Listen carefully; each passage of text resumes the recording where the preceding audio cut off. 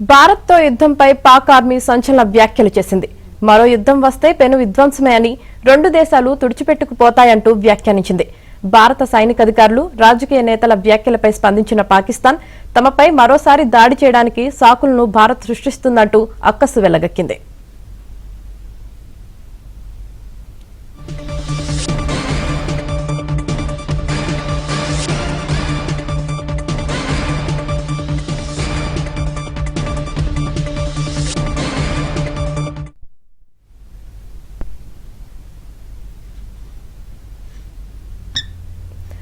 పాక్ ను ప్రపంచ పటం నుంచి తుడిచేస్తామంటూ భారత ఆర్మీ చీఫ్ చేసిన హెచ్చరికపై స్పందించిన పాక్ అలాంటి పరిస్థితే వస్తే రెండు దేశాలు తుడిచిపెట్టుకుపోతాయని స్పష్టం చేసింది. భారత్ చేస్తున్న బాధ్యతారాహిత్య ప్రకటనలు దక్షిణాసియాలో శాంతి, సుస్థిరతపై తీవ్ర ప్రభావం చూపుతాయంది పాక్.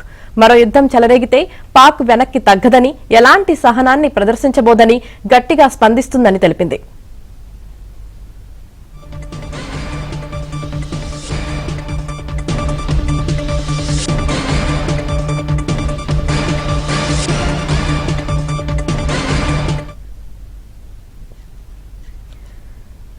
తమ పౌరులను రక్షించుకోవడానికి అవసరమైనప్పుడల్లా ఏ సరిహద్దులైనా దాటి వెళ్తామని భారత రక్షణ మంత్రి రాజ్నాథ్ సింగ్ ఇటీవల స్పష్టం చేశారు.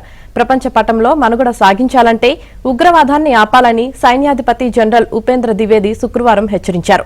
ఆపరేషన్ సింధూర్ సమయంలో పాక్ కు చెందిన డజను యుద్ద విమానాలను నేలకూల్చామని వాయుసేనాధిపతి air chief marshal AP Singh కూడా అదే రోజు స్పష్టం చేశారు. ఈ నేపథ్యంలో పాక్ స్పందించింది.